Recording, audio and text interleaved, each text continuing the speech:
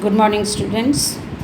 In the previous session, we have started to discuss about the conventional methods of vegetative propagation, and there I had told there are three methods for this conventional propagation methods. They are, first one is called cutting, second method is called the grafting, and third method is called the layering. Budding we have discussed already. Any vegetative part of the plant body can be used to develop the new plants. Accordingly, the different terms are used, such as root cutting, examples have been given, stem cutting, and third is called the leaf cutting, when leaf is used to develop the young plants. Second method we have started to discuss about the grafting. In this method, two different plants are needed to develop the young plant. And there I have told already, the rooted plant, the plant which is fixed in the soil, which is called the stalk, and which plant to be grafted is called the scion. Generally, dicot plants are used in this method because already we know dicot tissue, they are having the cambium tissue, which is responsible for developing the new plant by repeated division, because cambium is a type of meristematic tissue. And there in grafting method there are 5 types are there. First type it is called the bud grafting, already we have told. Second type it is called the approach grafting, that also had been discussed. Third type it is called the tongue grafting.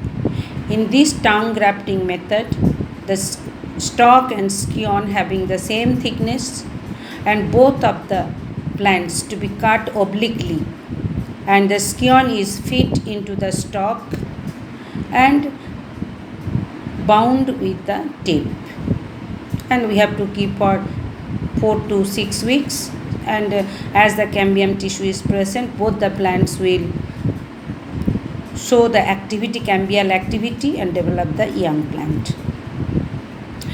Fourth type it is called the crown grafting. Crown grafting, when the stalk is large in size, scions are cut into wedge shaped. Already the picture has been shown. The stalk is thickness of the stalk is more, and the scion is cut into wedge shaped, that means more or less cylindrical shaped, and are inserted into the slits of the stalk and fixed in position by using the graft wax. So scion to be set into the scion to be inserted into the stalk and fix to the stalk with the help of graft wax. And after certain period of time, the scion will be using the nutrients from the stalk and it will be developing the new plant. Fourth method it is called the wedge grafting, WEDGE, wedge grafting. In this method, a slit is made in the stalk or the bark is cut. The twig of scion is inserted tightly. The scion, this one is called the scion. The scion is inserted into the stalk, and both of them, or the twig of scion is inserted and tightly bound so that the cambium of the two is joined. So these are the 5 different methods of grafting. Now third method of conventional method, it is called the layering. Already we have told cutting, grafting, and third type it is called the layering. In this method, only one plant is used. The stem of the plant is allowed to develop the roots while still intact. When the roots develop from the parent plant, the part of the plant to be detached and will be used as a parent plant, a new plant. Example, Ixora jasminum. There are 2 types. There are 2 types are there for this layering method. One is called the mound layering. Second type it is called the air layering. So there are two methods of layering. First method is called the mound layering. In this method is applied to the plants which are having the flexible branches. This is the important word, flexible branches. The lower branch with leaves is bent. The diagram has been shown here. The lower branch of the parent plant with leaf had been inserted, bent into the ground, and part of the stem is buried into the soil, and tip of the branch is exposed above the soil. After the roots emerge from the part of the stem buried in the soil is cut, and the buried plant grow into a new plant. So very simple method. In this method only one plant is needed, and the plant which are having the flexible branches can be used for this method of developing the new plant.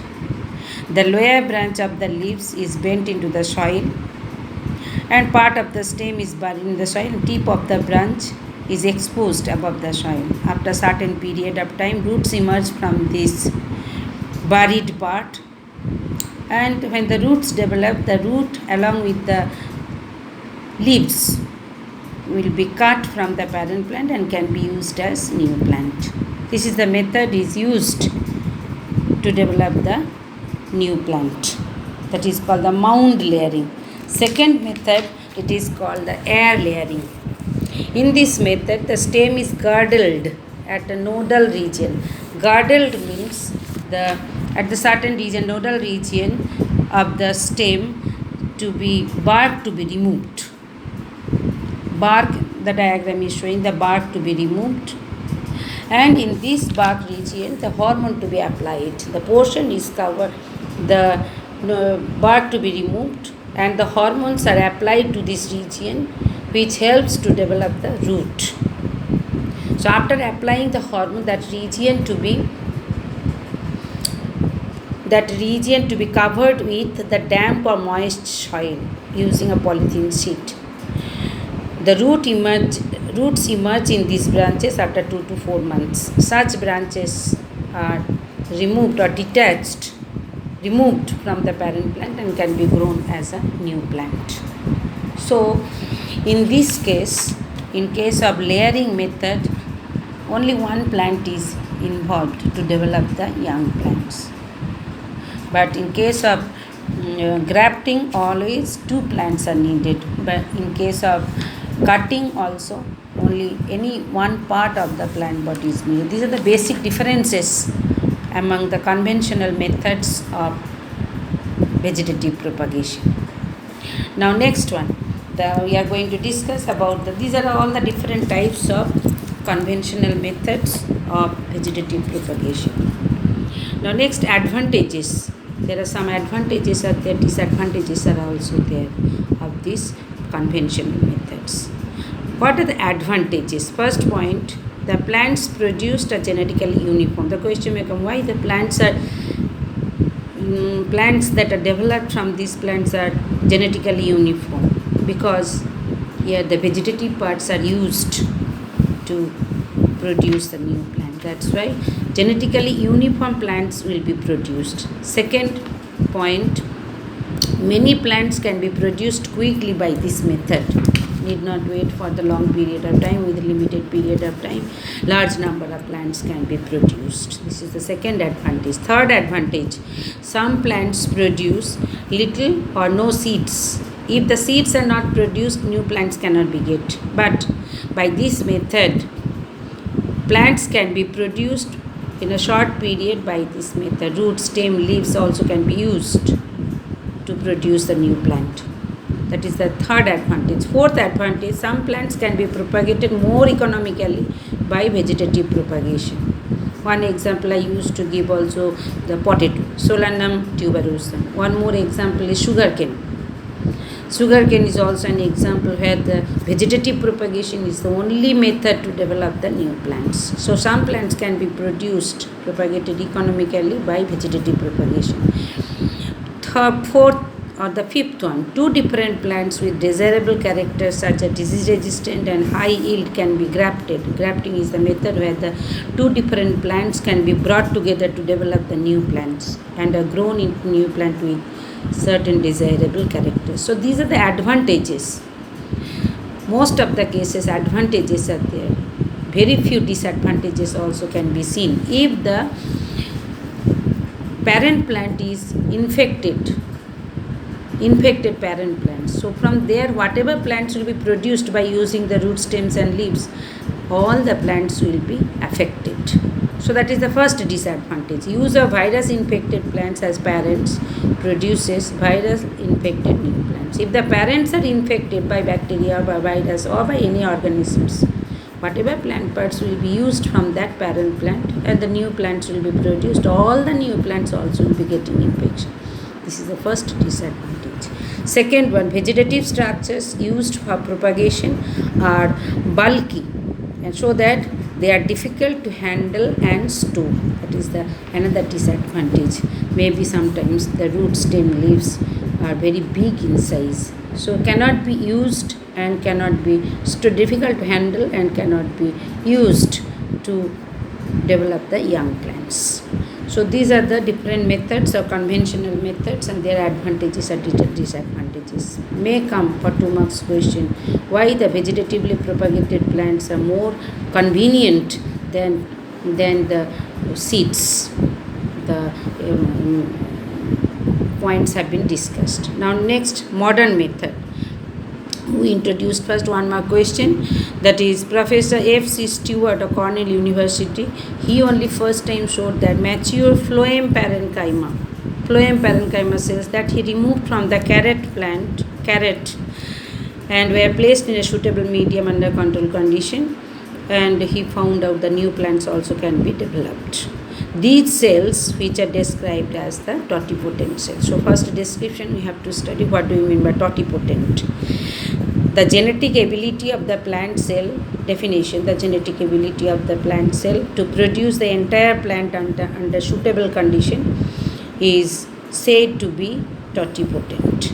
This characteristic feature of a cell is utilized in horticulture, in forestry and industries to propagate plants.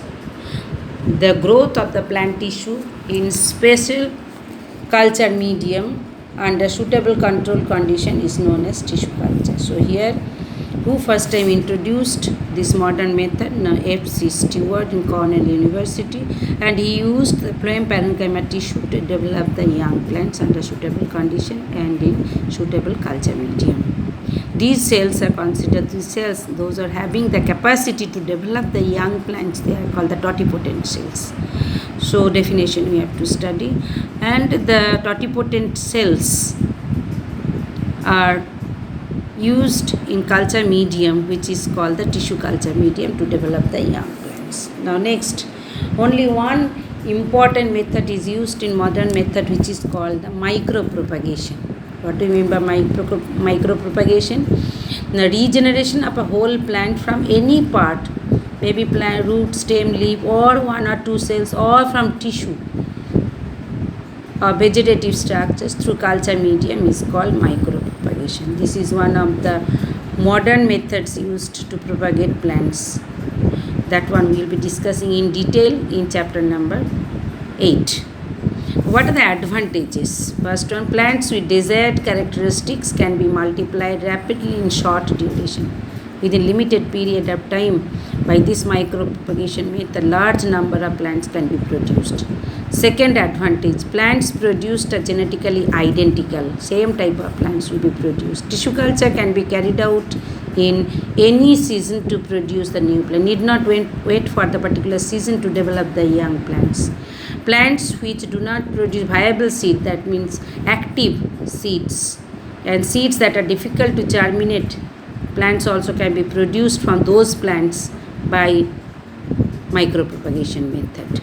Rare and endangered plants can be also propagated. Endangered means we know the plants which are in endangered condition to survive, but we can propagate large number of that type of endangered plants by this method, micropropagation. Disease-free plants can also be produced by meristem culture. And the last one, cells can be genetically modified and transformed using tissue culture method. Disadvantages are also there. It is labor intensive and requires skilled person.